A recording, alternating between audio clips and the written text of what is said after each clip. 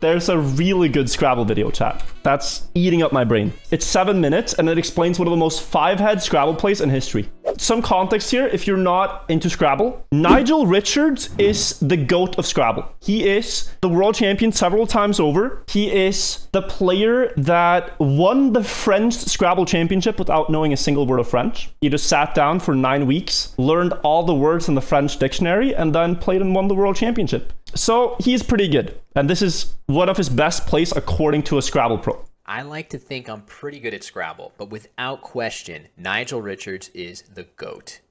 His resume speaks for itself. 5 World Scrabble Championships this guy is since its inception insane. In 1990. He's the guy I said was a great wizard of Scrabble. He won. No other player has won more than once.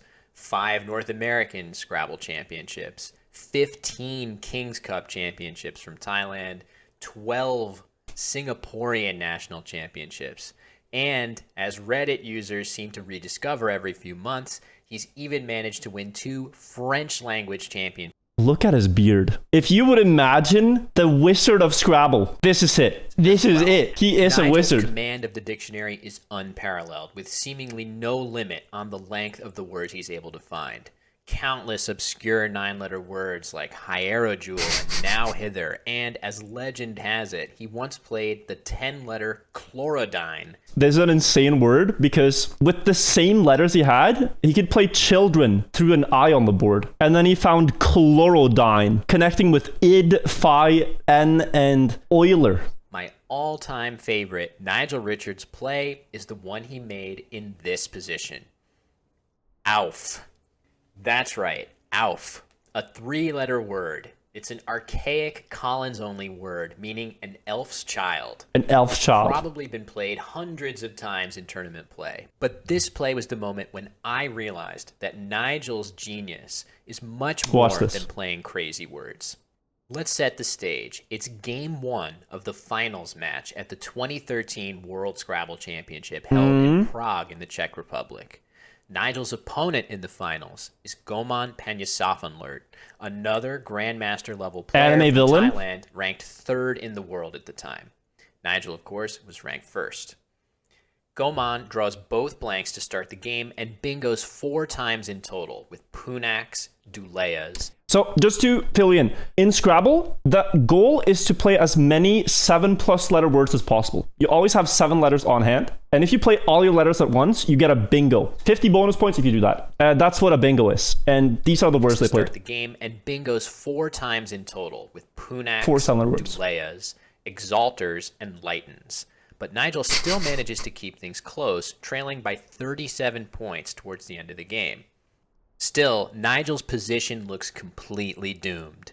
With only 2 tiles left in the bag, Nigel's rack is terrible, holding 2 A's, 2 I's, 2 U's, and only 1 consonant, the S. So they know exactly how many there are of each letter. They know there's like this many S's, this many W's. So based on what he has and what's on the board, he now knows exactly what's left, like the possible tiles. He could play Siu, that's right, chat, good spot, but he has a better move. There's nowhere for him to score anywhere near the number of points he needs to close the gap.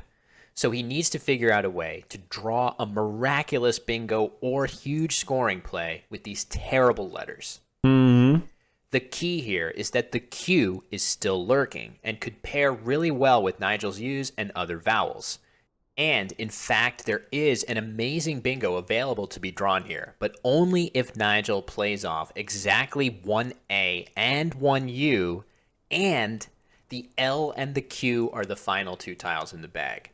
If all of that happens, he'll have Siliquai for 88 points to the E in Zest. Of course, he can easily get Siliquai here. One possible threat here, because Goman will just block it and easily win if there's only 1. His opponent is also going to know that Siliquai is like right obvious. It's right there. He needs to make sure he has a backup plan. And sure enough, if he draws the exact combination of LQ, he'll also threaten the play of Liquids for 56 Liquids points is fine through ID, which would likely be enough to win the game as well, given the fact that the rest of the remaining tiles are all 1-pointers. So in the bottom left of the board, there's a really great place to play an A and a U through the Y of Jivey with Ayu for 18 points. Of course. And playing there also stops Goman from scoring well in that spot himself. Right. So why does Nigel play Alf instead for only 12 points? Well, let's play it out and see.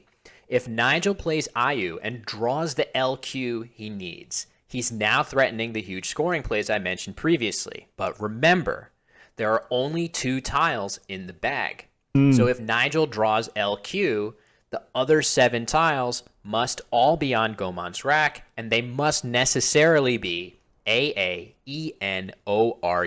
What's the bingo, chat? What's the bingo? Quick. Anyone? Anyone got it? With those tiles, even if Nigel draws his miracle I don't know. LQ combination, I can't read it. Goman will simply bingo with Aeronaut to the T. Simply. In the lower Quite right simply. corner of the board and end the game before Nigel can even play Siliquay or Liquids. By playing Alf, Nigel ensures that if he draws his miracle combination, he not only blocks Aeronaut, but he gives himself a second huge place to play Siliqua to the triple word score at the bottom of the board. The 2 plays are on completely opposite parts of the board, and Goman will be powerless to block both. AA. These words exist, and it's the way you would say the letter A. So AA is just the pronunciation of the letter A. Think of it like, okay, the letter J, like J here in Jivey. The similar word would be JAY. So what has Nigel done here? He's correctly identified the only 2-tile combination in the unseen pool of 9 letters that gives him any chance to win this game.